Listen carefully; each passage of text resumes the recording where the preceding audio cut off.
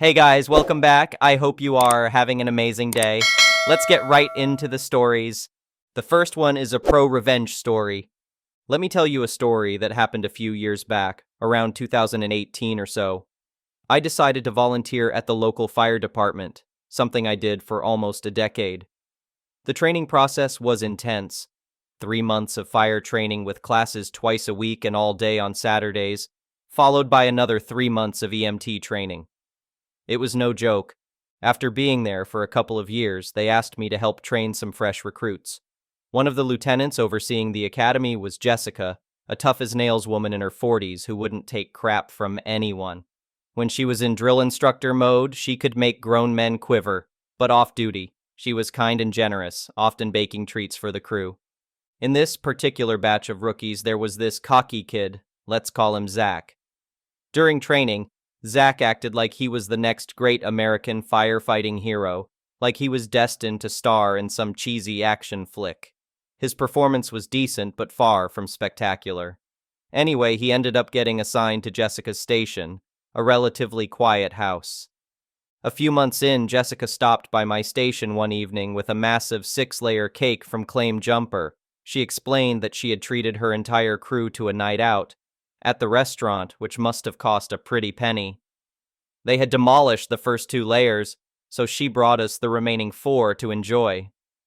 Back then, Facebook was the big social media platform, and I decided to connect with some colleagues. That's when I stumbled upon Zach's profile and saw photos from their Claim Jumper outing. In the comments, Zach was bragging about intentionally ordering the most expensive items, since Jessica was footing the bill, calling her stupid for allowing him to take advantage like that. I was livid at his ungrateful, selfish attitude toward Jessica's kindness, but it got worse. His profile was filled with videos and memes portraying him as some courageous firefighting badass, bragging about running into burning buildings like a hero. Keep in mind, this was a guy who had just graduated the academy a few months prior and hadn't even started EMT school yet. All he had done was carry gear for the real firefighters. That's when I decided to teach him a lesson. I printed out copies of his Facebook posts, including the comments about Jessica, and made multiple copies. We still used pagers back then, so I sent an anonymous text blast to everyone in the department, attaching Zach's social media evidence and exposing how he had treated the lieutenant. Within an hour, Zach had scrubbed his Facebook clean, deleting posts and photos. A couple of days later, he nuked his entire account. Good thing I made all those hard copies. Shortly after, Zach stopped showing up for his volunteer shifts. A few weeks later, word spread that he had quit the department altogether. I later confessed to Jessica that I was the one who sent out that page exposing Zach's behavior.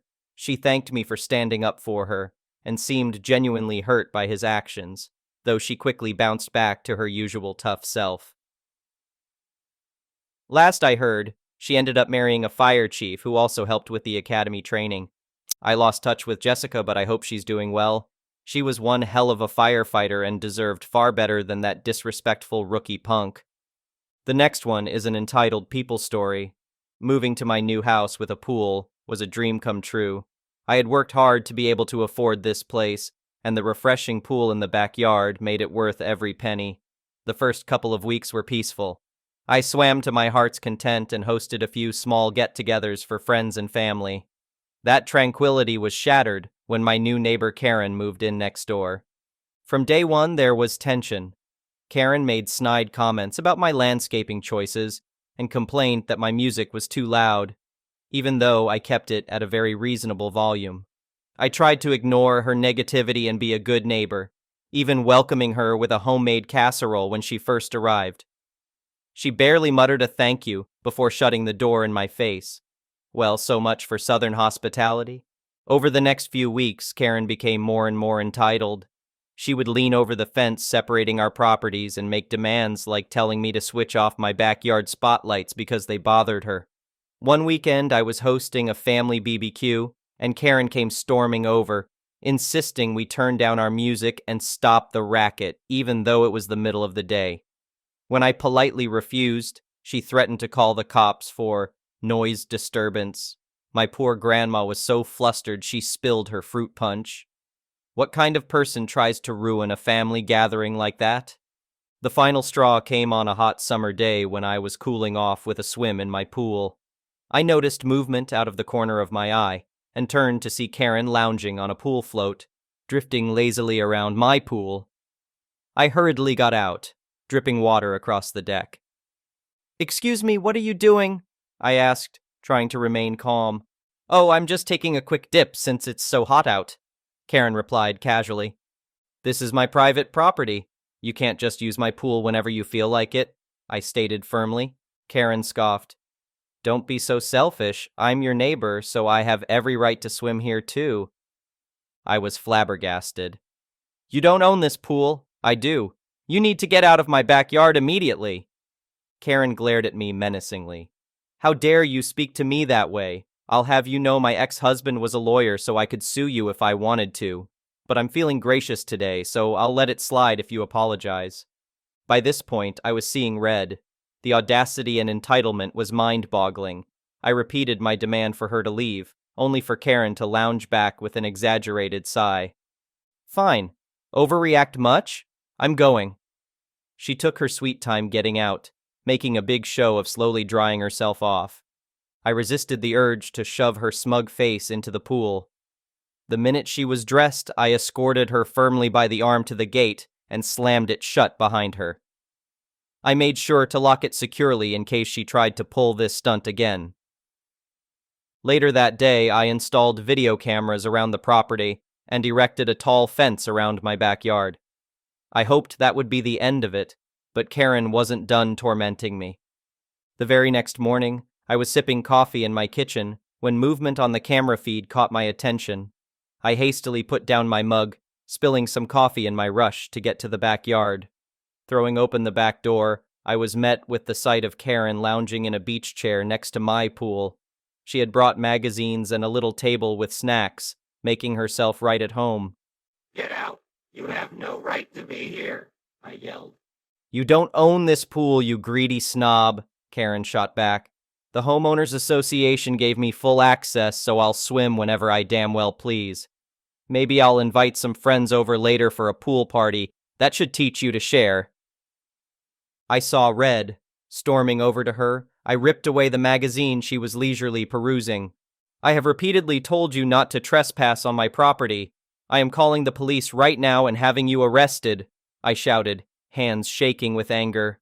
Karen paled a little but tried to look nonchalant. "On what grounds? You have no proof. I know my rights."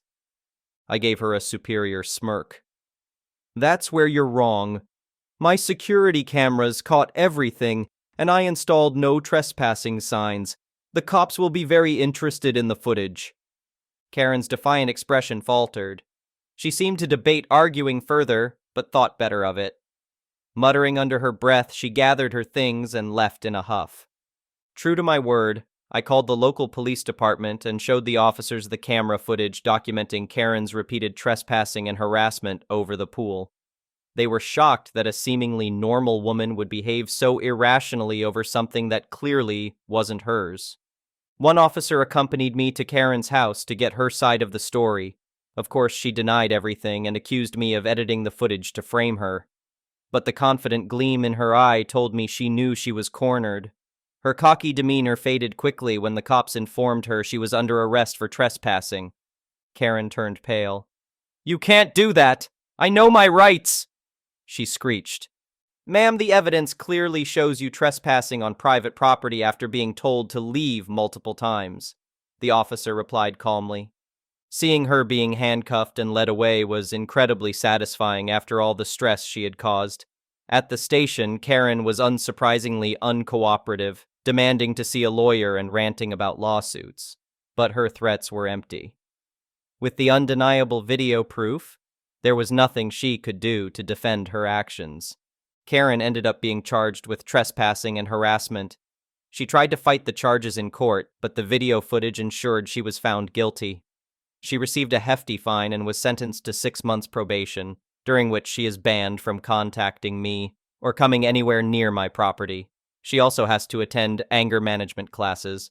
I considered filing a restraining order as well, but decided the criminal charges were satisfactory for now. I haven't had any issues since, though I still keep my security system running just in case. The Homeowners Association also sent Karen an official notice barring her from any community pools or facilities. It's been peaceful and Karen-free in my neighborhood ever since. I can finally relax and enjoy my pool without worrying about entitled trespassers. My grandma loves having pool parties here too. She still gets a bit jumpy if anyone mentions lawyers, but some fruit punch and relaxing floats in the pool help calm her nerves. This experience taught me to stand up for myself against bullies like Karen. In the end, justice was served along with a healthy dose of karma. Karen won't be barging into anyone's backyard anytime soon. The next one is a petty revenge story. I want to start with I love dogs. I had dogs 80% of my life. I love dogs. I just don't currently have a dog. Okay, with that in mind, here is my story. I just started living in this nice suburb at the beginning of this year. It is a quiet area, and my girlfriend and I really like it here. But there is a neighborhood Karen. She is your stereotypical retired woman just trying to find something to do with her day. And what she does is walk around the area complaining. Her complaints can be anything about anything, and most of the time she leaves a note on people's mailboxes. I have gotten many of these. Things like your grass is too long or your car is dirty SD. But when it comes to dogs, she loves to call either the police or code enforcement. A co-worker or friend of mine lives close by, and Karen has called the police or whoever on his dog many times. There have even been a few fines handed out for things like dog at large. So sometimes you choose a plan, and sometimes a plan chooses you. In mid-October, I was shopping with my brain firmly in low power mode, and I see the shelf of warning signs including beware of large dog. The word large caught my eye and got my brain moving. Thoughts like, if I put this up, can I fool her? And, if I do this, will I be a neighborhood hero? In the end, I decided not all heroes wear capes and put up the signs in front of my house. It took a few days for me to see Karen looking at my signs and then start staring at my house. Or at least it took me a while to see her kinda stalking my home. Some days she is kinda subtle, and some say she kinda does a wander thing where she is pretty much pacing the area. About 3 weeks after putting up the signs, I was shopping at my local Goodwill, because I am classy like that, and I saw a 3-foot dog chain for $2.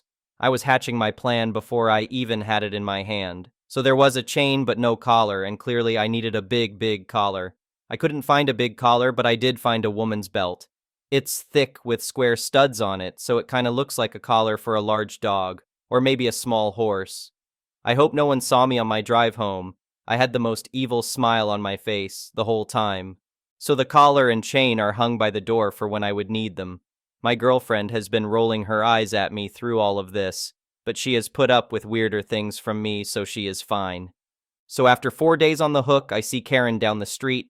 I race for the door and grab the collar with the manic glee of child at Christmas. When Karen walks by, she see me holding this monster collar, yelling, "Baskerville! Baskerville, come here, boy." Followed by lots of whistling and wandering around looking behind my car, things like that. Karen sees this and her eyes go wide, with pure but silent terror. I started to smile, so I used my hands to cup over my mouth and kept calling for Baskerville and walked behind my house.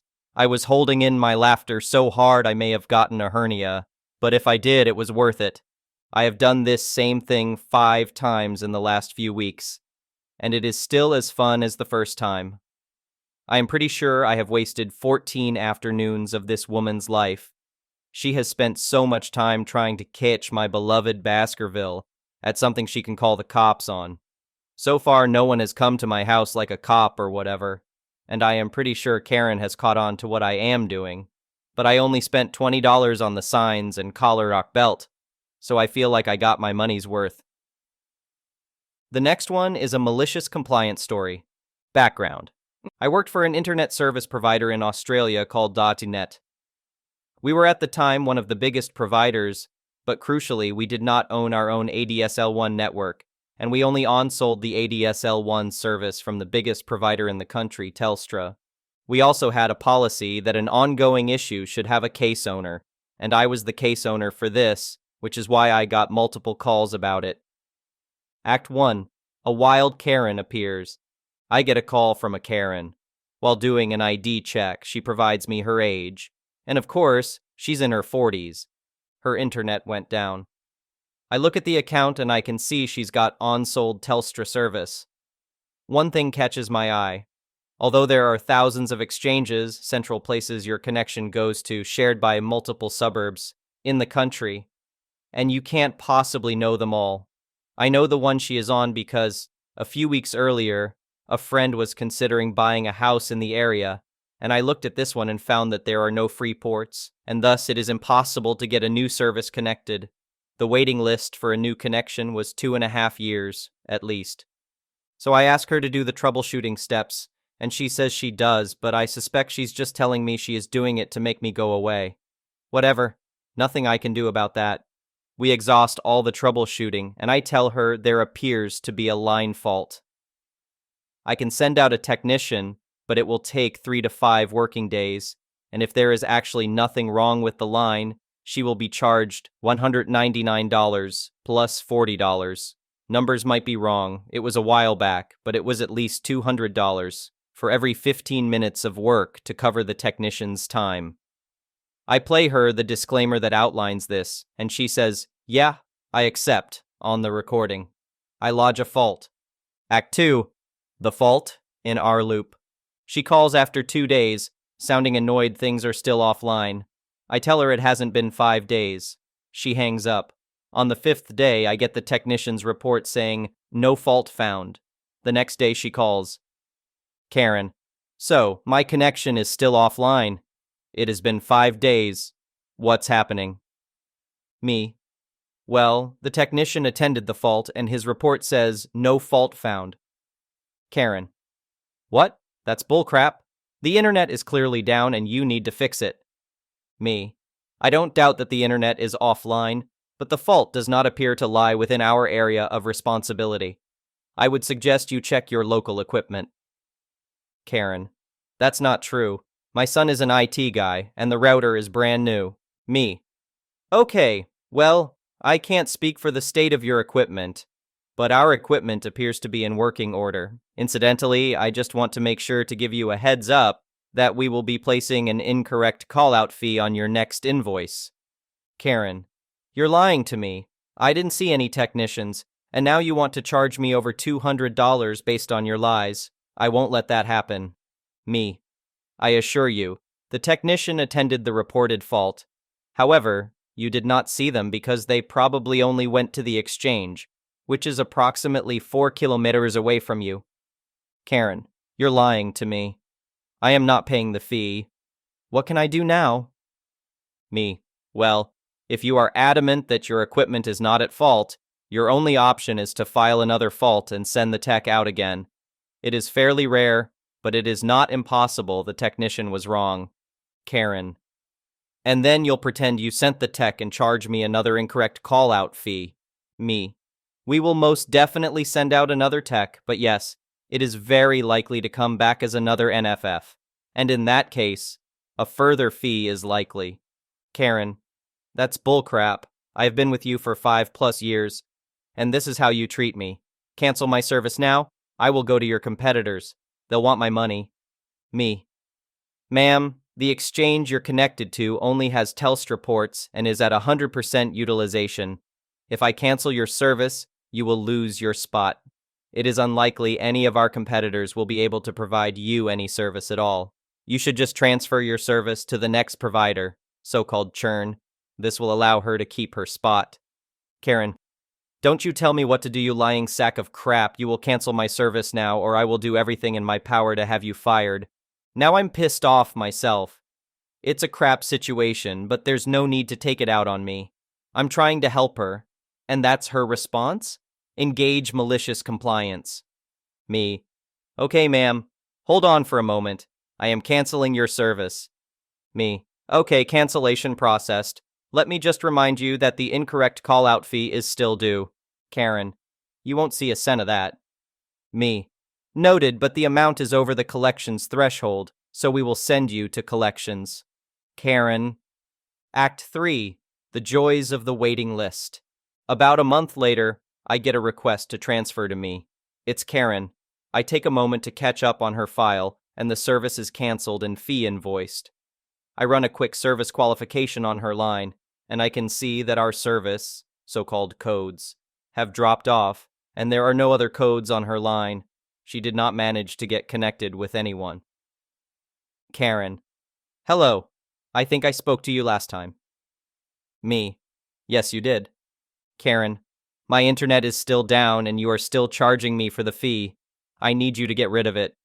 Me. I cannot do that. The charge is valid. Karen. Well, I can't pay it.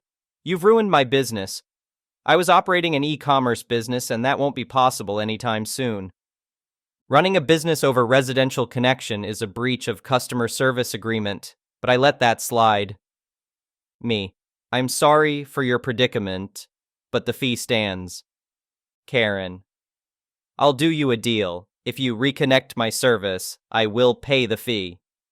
Me.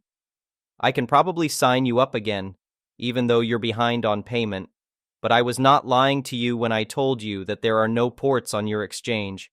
It is very unlikely you would get a port. They are all in use. Did you try with our competitors as you said you would?